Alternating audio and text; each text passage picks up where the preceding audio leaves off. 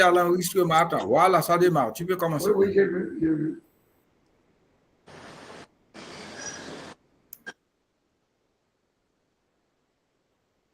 Voilà, bonsoir à tous. J'ai l'honneur de présider cette soutenance du fait de l'absence de Madame Rosemanique Jérôme, qui a un problème de santé, elle n'a pas pu être présente. Donc, au pied levé, on m'a demandé de la suppléer. Et donc, ce mémoire est celui de Madame Rosemée Guénaël Cherouibet. Le thème est, son sujet est les violences sociales et leur impact sur la jeunesse en Haïti, une étude sociologique dans un contexte de crise sociopolitique. Donc, je demande à Rosemée de se préparer pour se lancer. Et le rapporteur de ce mémoire est le docteur Nelson Sylvestre. Et l'encadreur, c'est M. Louis Joannens. Je ne sais pas, Louis Joannens La Fortune. Je ne sais pas s'il arrive entre-temps, mais s'il arrive entre-temps, il nous fera signe. Donc, Rosemée, tu as la parole et tu peux commencer. Tu as 10 minutes. 10 minutes pour les soutenances. Merci, monsieur Céline. Bonsoir à tous et à toutes. Merci d'être là cet après-midi pour la mémoire. Je suis étudiante de l'US. Je suis ici pour vous parler de mon sujet. Je travaille dans cette étude les violences sociales et leur impact sur la jeunesse en Haïti, une étude sociologique dans un contexte de sous la direction du professeur Lisanne Lafortune, qui adresse les sincères remerciements. Je vais vous expliquer rapidement comment ça a été ma présentation. Je commencerai d'abord par une introduction. Je vais présenter le contexte ainsi que les raisons qui justifient ce choix.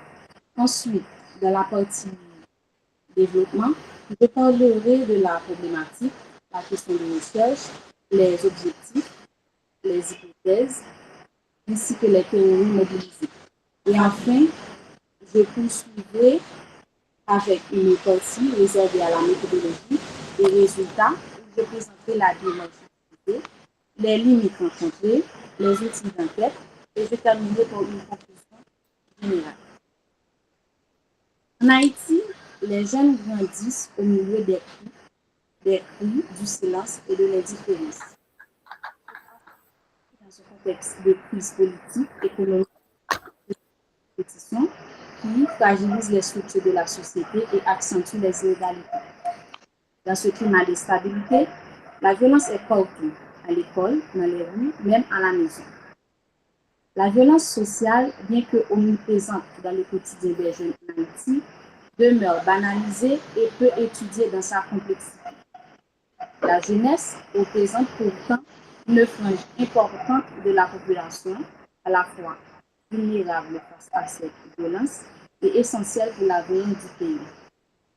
Dans un contexte de crise répétée, il apparaît nécessaire d'analyser les formes de violence auxquelles les jeunes sont confrontés afin de mieux comprendre les dynamiques sociales qui les produisent et qui les entretiennent.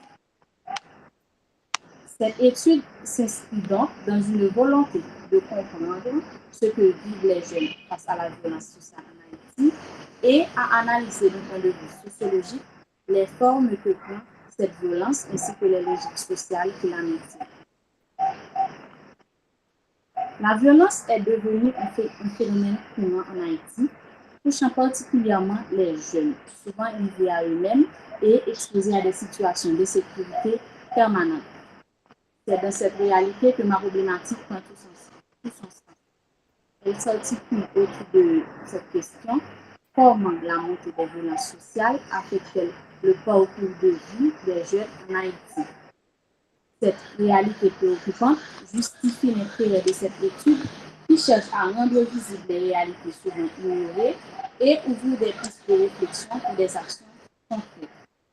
Ce mémoire vise ainsi à comprendre leurs effets sur le bien-être physique, psychologique et social, identifier les principales formes de violence sociale auxquelles les jeunes sont confrontés et analyser leurs causes.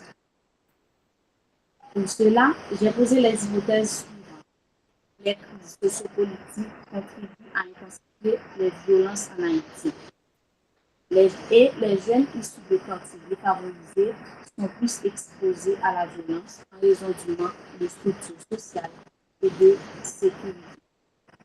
Pour analyser cette problématique, j'ai utilisé la théorie de la violence symbolique de Bourdieu pour comprendre les formes de domination intériorisée, le modèle de la violence culturelle et culturelle de Galton, qui montre comment les inégalités et les normes sociales légitiment la violence, et le modèle écologique proposé par l'OMS, qui nous montre que la violence ne vient pas d'un seul facteur, mais d'un ensemble d'influences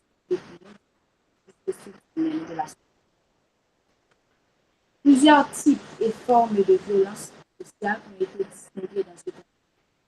Selon la typologie proposée par l'OMS, on identifie trois grands types de violence. La violence auto-infligée, comme le suicide ou l'automutilation, la violence interpersonnelle, présente dans la famille, à l'école, dans les relations sociales, la violence collective, qui relève des conflits plus larges, comme les affrontements entre gangs armés, les répressions lors des manifestations. Ces types de violences se manifestent à travers différentes formes, parmi lesquelles on retrouve la violence physique, comme les coups, les agressions, la violence psychologique, les insultes, les menaces, les humiliations, la violence institutionnelle liée au mauvais traitement ou à la négligence. À ces formes traditionnelles s'ajoute aujourd'hui une réalité croissante, la cyberviolence. Avec l'essor des réseaux sociaux, de nombreux jeunes deviennent victimes de harcèlement en ligne, de rumeurs ou d'expositions non désirées. Bien que cette violence soit virtuelle, ses conséquences sont bien réelles sur la santé mentale de ces victimes. Elle nous montre que la violence n'a plus de frontières. Elle circule librement entre le monde réel et l'espace numérique. Pour la méthodologie, j'ai adopté une démarche qualitative avec des médiatiques qui m'ont permis de recueillir un maximum d'informations. Comme toute recherche, la mienne a aussi ses limites, comme le nombre restreint de participants, et aussi le fait que le sujet était personnel. Certains jeunes ont eu du mal à se sensibles à une. En analysant les entretiens réalisés, j'ai constaté que la plupart des jeunes interrogés ont déjà vécu ou du moins ont déjà été témoins de violence. La violence est normalisée. Et pour répondre à ma question, je peux dire que oui, la montée des violences a affecté le bien-être des jeunes. Pour conclure, cette recherche montre que les violences sociales font partie de la réalité des jeunes et qu'elles affectent leur bien-être. Elle met également en évidence la nécessité de repenser les mécanismes d'intervention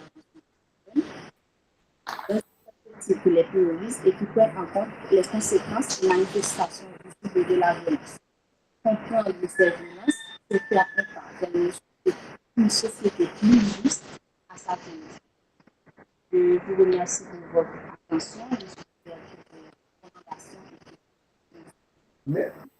Merci, Rosemée. Merci pour ton exposé. Mais je dois avouer que j'ai eu beaucoup de mal à t'entendre. J'ai dû faire beaucoup d'efforts. J'ai fait beaucoup d'efforts pour t'entendre, pour essayer de t'entendre. Bon, je vais. Mais comme je me répéterai encore, hein, quand vous savez que vous avez de soutenance, vous allez rechercher, parce que c'est quand même 1 heure de temps. C'est un effort. S'il faut prendre une cotisation d'Internet pendant 1 heure, vous le prenez. Mais ne dénaturez pas, ne sabotez pas votre travail pour une question de connexion. Faites un effort. Ce n'est pas une journée de connexion, c'est 1 heure de connexion. Donc, allez sacrifier un moment. On n'a rien sans rien. On n'a rien sans effort. Donc, c'est un effort. Déplacez-vous de chez vous, cherchez un endroit où vous serez à l'aise et pour entendre les membres du jury et aussi pour pouvoir intervenir quand cela sera possible. Donc, faites l'effort pour ça. Voilà. Donc, je passe la parole immédiatement. Merci pour ton exposé. Hein? Merci pour ton exposé. Je passe la parole au rapporteur, le docteur Nelson Sylvestre. Merci, professeur Célimène. Et alors, Osmé, quand même, a fait l'effort d'utiliser une technique parce qu'elle est sur deux postes. Un poste pour l'écoute et un autre poste pour le visage. C'est bon, mais tu devais faire ça bien avant. Il y a eu un problème d'entraînement. C'est ce qui t'est arrivé. Ce n'était pas vraiment un problème de connexion. Eh bien, on va venir à la tâche, celle de dire un mot par rapport au texte soumis avec l'accord de ton directeur au jury. Alors, j'ai regardé le texte et j'ai pas mal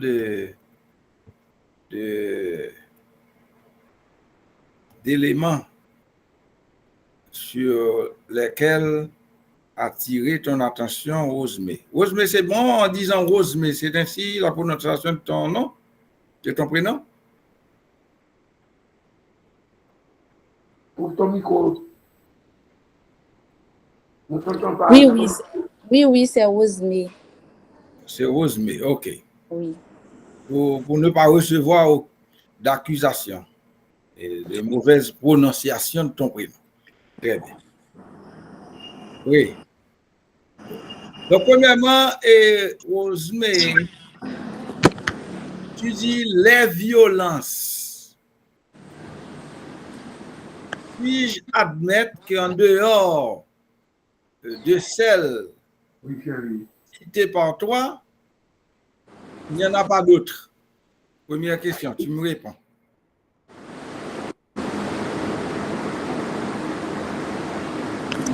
Je pense qu'il y en a d'autres que je n'ai pas mentionnées dans mon texte.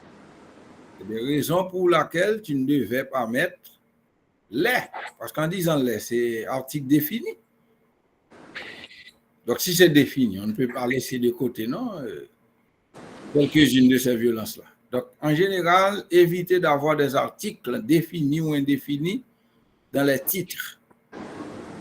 Donc, si tu avais mis violence, même si c'était au pluriel, personne ne pourra venir t'accuser que tu prétends avoir mis en évidence toutes les violences sociales. D'accord? Oui. Donc, ça a été bien décrit uniquement violence. D'accord. OK? Bon, dans ce cas-là, on pourrait dire violence et leurs impacts, il n'y a pas de problème. Les violences que tu présenterais, mais sans la prétention de dire que toutes les violences ont été mentionnées. Ça, c'est une première chose. C'est bon? C'est bon, j'ai noté. OK. Maintenant, tu veux avoir la licence en sociologie de développement, c'est ça? Oui. Quel est le rapport entre violence, jeunesse et crise sociopolitique avec le développement? Quel rapport?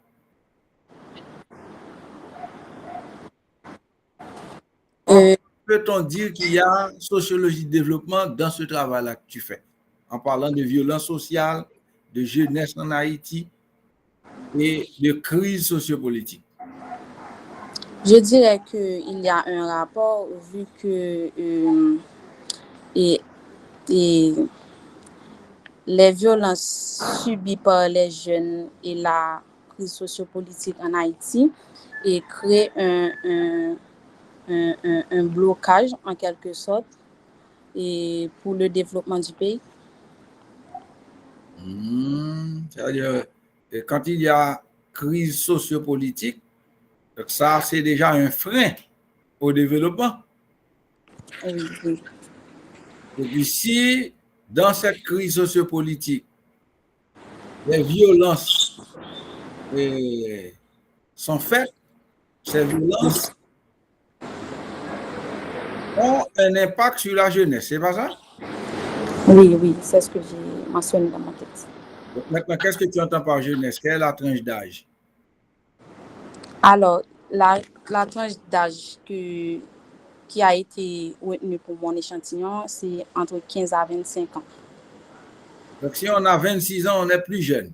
Non, c'est mon échantillon, j'ai mis. Donc moi-même, je ne suis plus jeune dans ce cas-là. Hein? Ok, c'est bon. Maintenant, est-ce que tu peux nous citer deux de ces violences sociales? Et j'ai mis la violence institutionnelle et la violence scolaire. Ah, ok. Violence institutionnelle entendue comme violence gouvernementale? Les violences causées par par les institutions publiques. Ok, par les responsables de l'État. Oui. Ah, mais c'est bon. C'est bon. Maintenant, tu écris impact. C'est quoi pour toi un impact? Et l'impact, c'est l'action exercée, je dirais. Les conséquences. Dans le cas de mon sujet, et l'impact est synonyme de conséquence. Mm-hmm. Ouais, conséquence. Donc, une de ces conséquences sur la jeunesse, parce que tu dis leurs impacts. Tu as cité deux violences. Une de ces conséquences. Et conséquences sur le bien-être physique et conséquences sur le bien-être psychologique, mental. Non, mais il faut me citer la conséquence. Ok. Et je donne le cadre, mais je dans veux le cas, apprendre ok. Dans le cas de la violence scolaire, l'impact, c'est on peut avoir abandon scolaire. Mm-hmm. Et on peut avoir ce qu'on appelle en anglais le bullying. Le bullying, ok. Oui. Je vous ai donné des exemples. Ok, très bien. Alors, et pour ton information, en réalité, quand on dit impact, c'est une double conséquence. Ce n'est pas une simple conséquence. Quand il s'agit d'une simple conséquence, on parle d'effet. Ah, d'accord. Quand on dit impact, c'est double conséquence ou double effet. Donc, et si tu veux maintenir impact, il faut trouver une première conséquence et par la suite une deuxième conséquence. Oui. Par exemple, le fait de s'inscrire à l'IUS sur la base d'une promotion faite, d'un étude faite autour de l'IUS, ça c'est un premier effet ou une première conséquence de la promotion qui a été faite. Maintenant, le fait d'étudier durant 4 années et de préparer un mémoire, études, supplément pour un diplôme, et bien ça c'est une deuxième conséquence.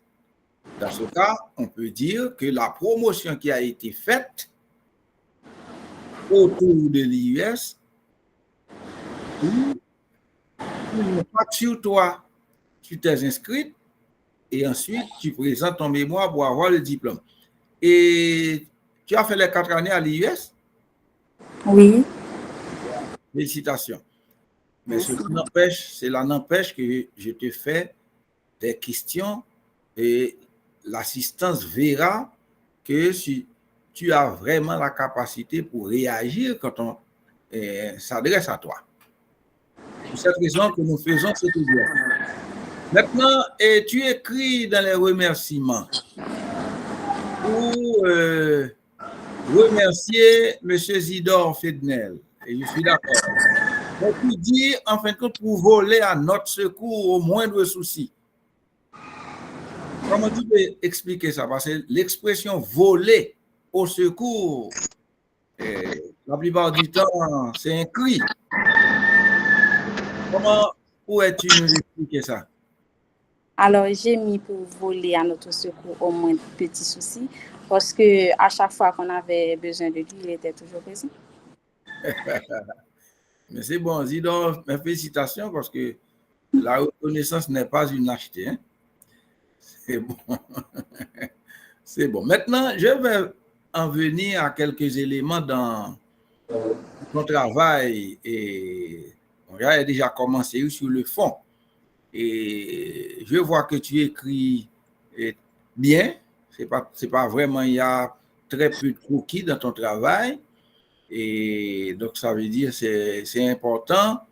Tu dis en résumé, le mémoire explore l'impact des violences sociales. Tu ne dis pas explore les impacts, alors que dans le titre, tu avais parlé d'impact au pluriel. Donc, il faut te mettre d'accord avec toi-même pour savoir s'il s'agit d'impact au singulier ou d'impact au pluriel. Mais tu résoudras ce problème avec ton directeur. C'est bon? Mais j'attire ton attention sur ce que toi-même tu as écrit. Dans le titre du sujet, tu dis leurs impacts, parlant de violence sociale. Maintenant, tu dis que le mémoire explore l'impact. Donc, quand on écrit, il faut rester en ligne pour ne pas se trahir soi-même. Parfois, ça arrive. Hein? Des gens qui disent premièrement et jusqu'à aujourd'hui, ils ne viennent pas sur le deuxièmement. Quand on dit premièrement, il faut savoir dire deuxièmement, parce que sinon, il n'y avait aucune raison de parler de premièrement. De la même manière, tu dis leurs impacts, tu ne peux pas dire que le mémoire uniquement explore l'impact.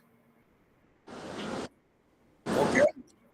Donc, il faut écrire en respectant ce que toi-même, tu avais annoncé. Ça, c'est une première chose.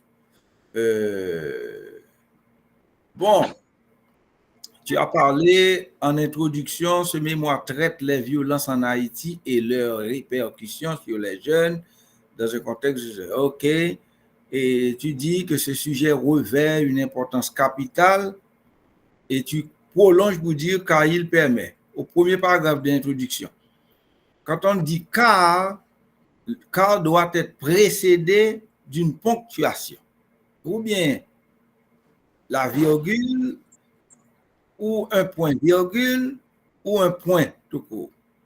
Pour parler de car. Avant car, on doit avoir quelque chose. Est-ce que tu vois là où je suis? Oui, oui. Donc, tu dis ça d'un trait, mais il faut dire ce sujet revêt une importance capitale, virgule, car il permet d'exposer. D'accord? Donc, la virgule ne doit pas se trouver après car, mais avant. Mais ici, tu ne l'as même pas. Et au deuxième paragraphe, tu parles de IHSI ou des données, mais tu ne donnes pas l'année. Tu écris uniquement IHSI. Je pense que c'est important de dire IHSI telle année. Parce qu'en disant environ 60% de la population haïtienne est âgée de moins de 30 ans, et il faut savoir indiquer à quelle année, parce que ça peut remonter à 60 ans déjà. Ce ne sont plus les mêmes données. OK? D'accord, monsieur. Maintenant, on sommes encore dans l'introduction, mais cette fois-ci, après la question centrale. Je pense que la question centrale est très, très bien posée. Comment la montée des violences sociales affecte-t-elle le parcours de vie des jeunes en Haïti? C'est bon, parce qu'il faut inverser le verbe. C'est bon. Mais tu dis immédiatement après, cette étude permettra de démontrer. Donc, ça veut dire tu n'as pas encore fait l'étude parce que tu dis permettra.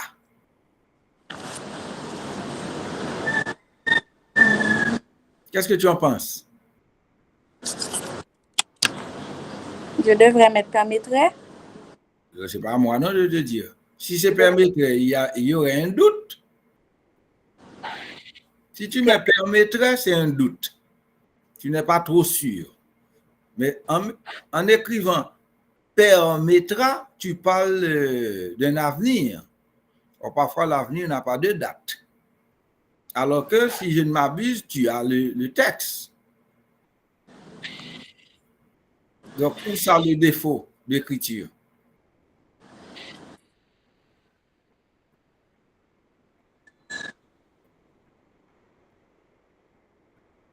Et pour le paragraphe après, qu'est-ce que tu avais écrit? Qu'est-ce que tu écris? Et Paragraphe qui suit. Lis pour nous, si tu as le texte.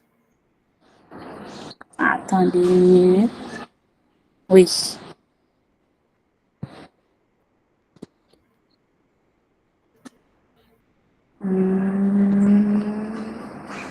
Je parle et le chapitre 1, du chapitre 1. Non, le paragraphe qui suit le paragraphe après la question centrale. Ah, l'étude repose sur l'hypothèse. OK. Qu'est-ce que tu dis là? Pourquoi tu n'écris pas le futur ici? Alors qu'en haut, tu dis permettra. Pourquoi ce changement de temps? Tu dis cette étude permettra, et puis au bas, tu dis l'étude repose. Et dans l'autre paragraphe, tu dis cette recherche adopte. Mais pourquoi ici, tu dis cette étude permettra? Faute de grammaire, je ne sais pas. Mais est-ce que tu vois quelque chose qui cloche? Oui, le temps des verbes. Le temps des verbes. Donc, en apportant des corrections, quel paragraphe tu corrigeras? Cette étude permet. Ah, tu vois, tu as le travail. C'est l'indicatif présent, ce n'est pas l'indicatif futur. Tu écris pour toi-même et non pour le lecteur dans ce cas. Tu dis au lecteur que cette étude, voilà ce qu'elle fait. Et non, voilà ce qu'elle fera, parce que tu présentes l'étude. D'accord? D'accord. OK. Donc, on se met d'accord, hein? Oui. Et c'est de la même manière, le mémoire sera structuré. Le mémoire est déjà structuré. Parce que tu as reçu l'autorisation de dépôt par ton directeur. Bon, autre chose, c'est que tu as des titres vraiment trop universels. Par exemple, le chapitre 1, tu écris, tu travailles et tu finis.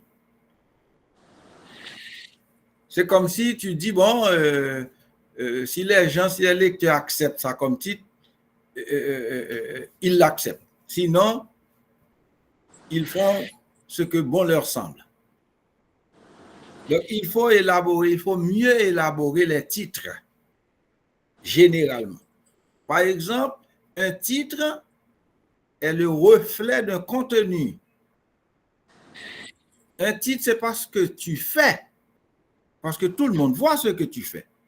Un titre, c'est ce que tu as trouvé dans ce que tu fais.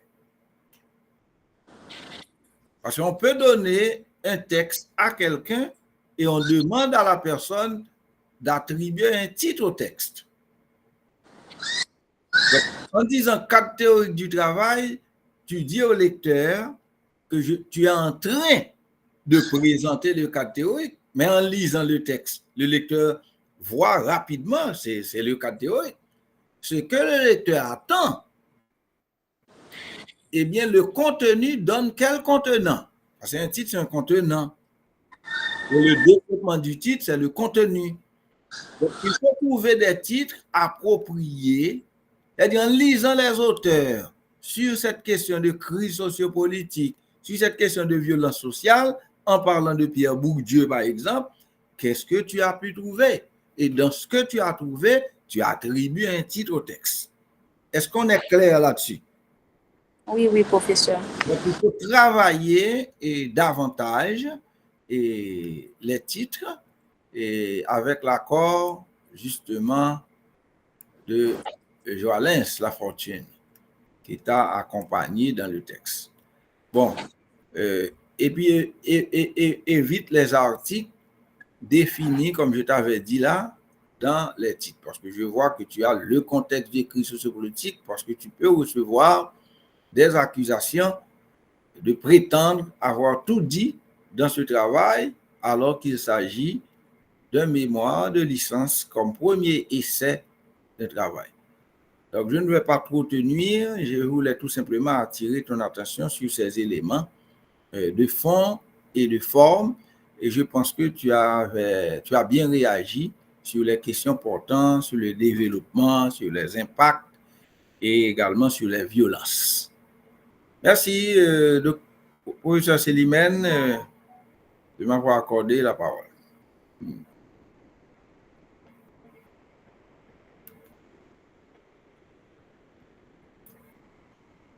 Et félicitations, Rosemary. Merci, monsieur. Professeur Célimène est là? Le micro est complètement fermé, professeur Célimène. Ah, c'est bon, j'ai ouvert. Donc, étant donné que j'entendais malheureusement, alors là, j'aurais dû poser deux questions pour qu'elle précise les choses. Mais je voulais lui poser une question annexe qui n'a rien à voir. Elle est partie, elle a disparu. Rosemary, tu es là? Rosemary, Oui, je suis là, monsieur. Je suis là. Ah, tu passes ailleurs. Bon, mais il faut qu'on te voit alors. Obligatoire. La caméra est obligatoire.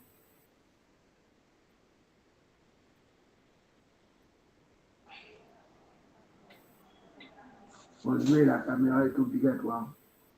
Je l'ai ouverte. Voilà, merci. Oui, tu as fait de la L1 à la L4 à l'IS? Oui. D'accord, ça se sent. Ça se sent sur l'expression. Bon, c'est bien. C'est très bien. Et donc, je voulais que tu me redonnes, parce qu'à ce moment-là, j'entendais mal. Qu'est-ce que tu as résume-moi les violences sociales. C'est quoi les violences sociales? Parce que comme tu avais une mauvaise connexion, reprends les violences sociales.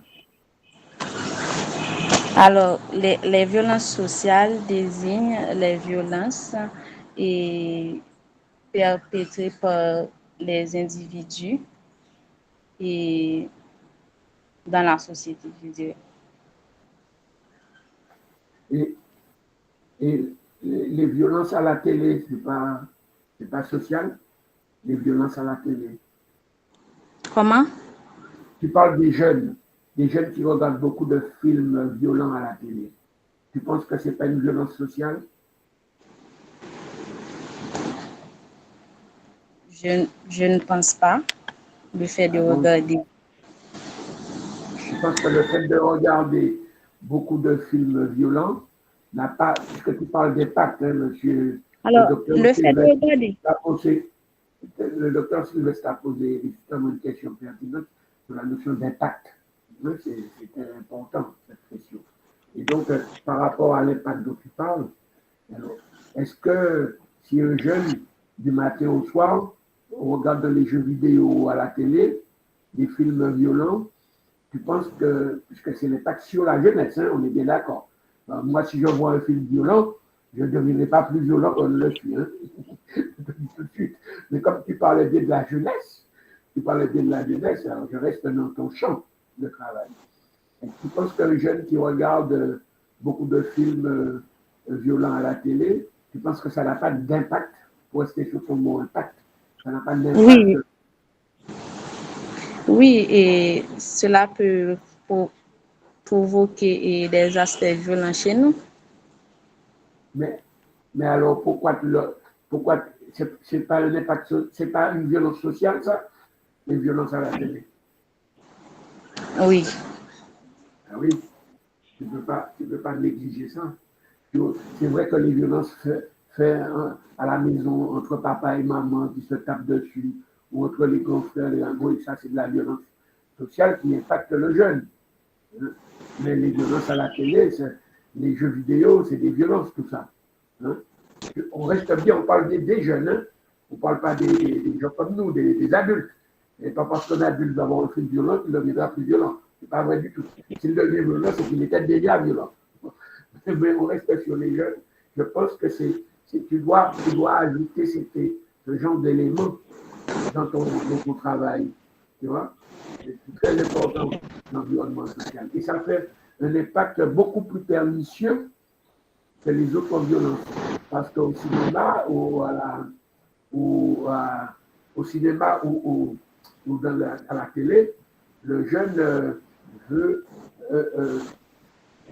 incarner l'acteur qu'il a vu à la télé et dans le film. C'est ça la difficulté. Tu vois? Donc, moi, je pense que il faudrait éventuellement, si tu dois améliorer des choses, tu verras ça avec ton directeur de mémoire. Et si tu dois améliorer des choses, regarde ce qui se passe par là aussi. Parce qu'il y a beaucoup de travaux qui sont faits sur ça. Beaucoup. D'accord? Mais de toute manière, moi, j'ai pris la présidence au pied levé, mais j'ai quand même aimé le sujet important, dans un pays où les jeunes sont très nombreux. Et les jeunes, je dirais, fragiles, les jeunes poreux aux violences, les jeunes qui peuvent être concernés sont très nombreux malheureusement. C'est pourquoi ton sujet est à mon avis très important et c'est loin d'être bouclé par ton travail. À mon avis, si dans ta discipline, tu veux continuer à travailler sur ce sujet-là, ce serait pas mal. Tu vois. Donc je ne sais pas si tu as quelque chose, peux-tu rajouter d'autres choses avant de te quitter, avant de te laisser, est-ce que tu as quelque chose à dire au jury et aux gens qui t'écoutent? Alors, j'aimerais avant tout remercier les membres du jury pour leur attention et c'est tout. Les membres du jury. Mais nous aussi, on te remercie. Je ne sais pas si Nelson, tu as quelque chose à rajouter? Non, Fred, pas vraiment. Merci beaucoup. Voilà. Je la parole. Je considère. Je demanderais peut-être au docteur Providence d'assurer la présidence, la prochaine présidence. Mais oui, ça va. D'accord. Docteur Providence, qui a la main. Bon, merci. Alors, j'ai été là à écouter Rosemée. Merci Rosemée et félicitations. C'est vrai que je ne faisais pas partie de ce jury, mais tu auras mes notes concernant ton travail qui m'a particulièrement intéressé. Voilà. Eh ben, on espère que tu iras plus loin et tu l'as bien précisé. Ça te fait 4 ans exactement. Et tu as déjà pu soutenir ton mémoire à lui. Donc, il faut le souligner parce que des fois, malheureusement, on maltraite les gens ailleurs, mais chez nous, quelqu'un qui travaille peut tout de suite être vraiment valorisé. Voilà, merci. Je vais arrêter là justement dans un premier temps.